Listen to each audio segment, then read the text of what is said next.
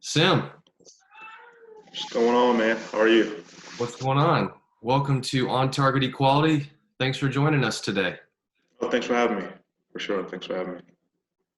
A unique candidate, someone I think who has a really interesting coaching background. So I think you're the first coach that we've had, as well as someone who has actually direct industry experience. So I'm excited for the viewers to get a little bit more information about you and your background. So why don't you kick things off with a quick little ditty, if you will, about who you are and your background. Yeah. Yeah. I'm a Boston native. So go Pats. Huge Boston guy. Came down to Charlotte in high school with family, and always had a connection with sports and basketball. My parents both were former athletes, and so got us in sports at a young age, and that I carried that through high school, and then was able to move on and play at the Division II level. And so love the game, always been around the game, and then so once done with school, still had the bug to kind of be around the game, and I called my high school coach and said, "Hey, I'm not good enough to go overseas or anything, so anything I can help out with." And he said, "Get into coaching." So I've been coaching now for the better part of 13 years now, coaching both high school and travel basketball teams.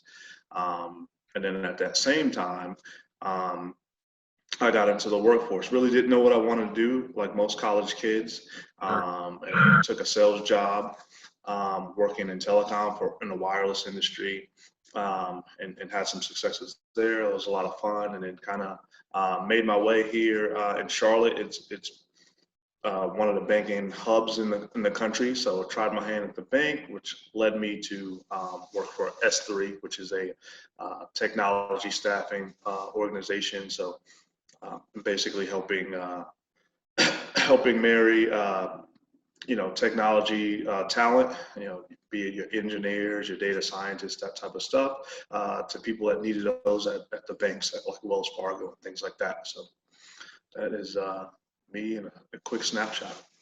Awesome. Awesome. And my understanding is that yes, you're doing some coaching, but you're not just coaching just any team. My Yeah. understanding is that you are the director and the head boys basketball coach of Steph Curry from the Golden State Warriors Under Armour AAU brand. Is that an accurate statement? It is, yeah, yes, for sure. So basically, our parent organization is called Pro Skills Basketball, and I've been with them for 5 years, and we've coached 17 and under kids. Right, kids are juniors about to be seniors, and basically we travel around the country planning events to help them get seen by college coaches, to help their recruitment. Right, so over those past 6 years, we've probably had 60 kids at the Division I level, more kids at Division IIs and threes, and so I've Hmm. got players of mine that played anywhere from Bucknell to Princeton to North Carolina and Oklahoma. Yeah. Um, and Steph came along about a year ago with interest of getting into the travel basketball scene, and we had a lot of synergies. Being from Charlotte, um, my middle brother played travel basketball with Stephen back in the day, Cool. and then our two founders at Pro Skills played at Davidson where Stephen went, and so we had a lot of synergies there, and was able to build a partnership. So it's been going good.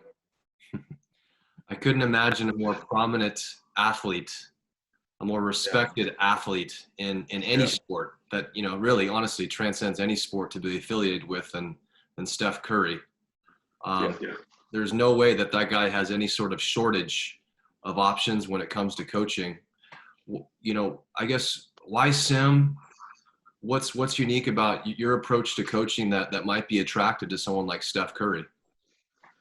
Yeah, so our identity has always been taking the kids that have kind of been overlooked, right? And so there's there's a handful of the freak athletes, so LeBron James is of the world that can really they walk into a room and you can just tell that they're that they're great.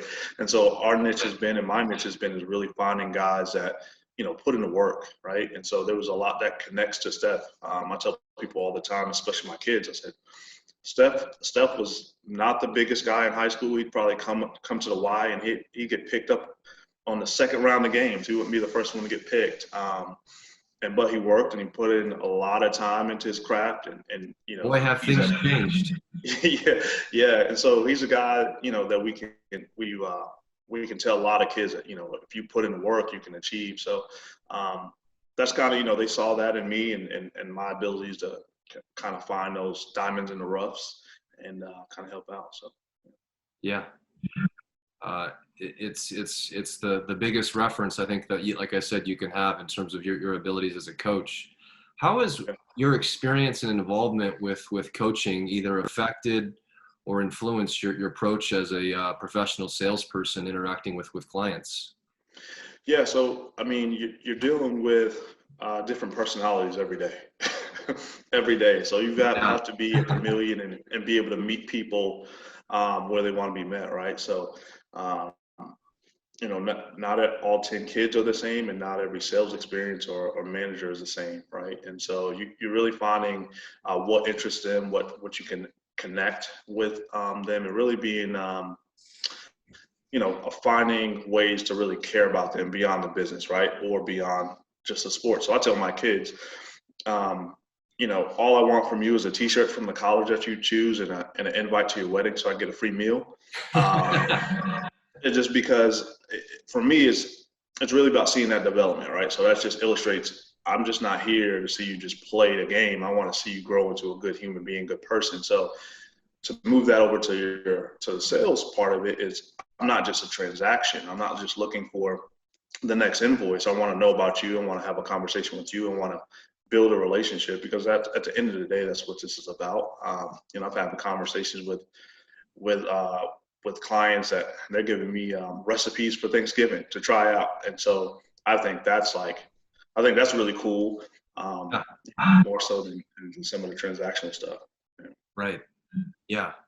And it's analogous to actually one of the references that you provided for me about, someone who's interacted directly with you was a guy who was a big time executive at one of the most prominent banks in Charlotte, who happened to also have a kid coached by you on Steph's team. And if I could share a quick quote from him, Sim is the best coach my son has ever had.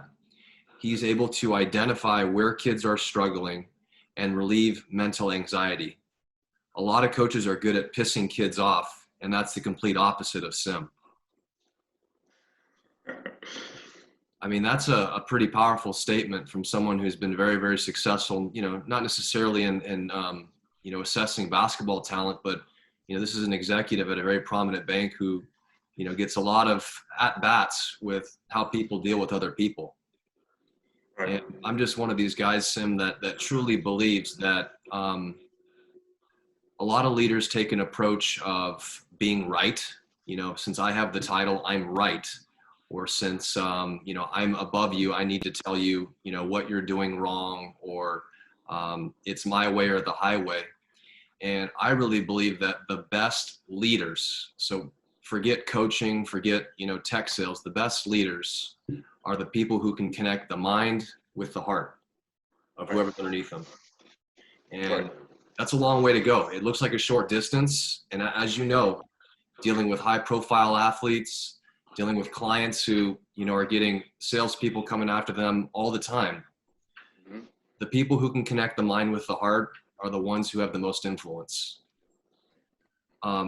Is that at all supportive with your sort of philosophy and approach to coaching and selling? And if so, can you provide some examples?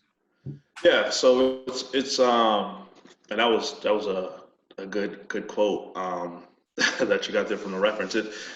For me, I started out as a screamer in my younger days. So just didn't know what to say, just yell as loud as possible. But what it turned into is really like I actually had an experience coaching girls, which really helped me out. So I coached middle school girls for 2 years, and that was interesting to say the least. But it really taught me patience and really how to connect with a person, right? So you just couldn't yell at a seventh grader and say, go over there and dive for that ball. You know, you really had to break down the why and then find out a little bit about her. Is she going to be that person that gets on the ground and gets that ball? And it's the same thing with sales, right? For me is, you know, in our industry and in different industries, there's so many options, right? And so my option might not be the best as far as a financial, in the spreadsheet, but my connection that I build with you hopefully trumps that. And so that's what I'm looking for all the time, is just finding out, you know, who can I really build a relationship and have friendship with. And so for me, it's about digging in and finding out ways to get creative and really learn about them. You know, on a sales call, say, hey, tell me about your business. Not really. It's really about, tell me about you. So, you know, let me learn more about you to find those pain points that you had and things like that. So that's kind of what I've always stressed and trying to do now. It's a longer sales cycle doing it that way, right? You don't get the quick results all the time, but I'm looking for long lasting results. So those people that when it does come time to renew or does come time to change something up, they can say, well, I like, you know, let me have a conversation with Sim. It's not just about this dollar. So that's what I pride myself on, for sure.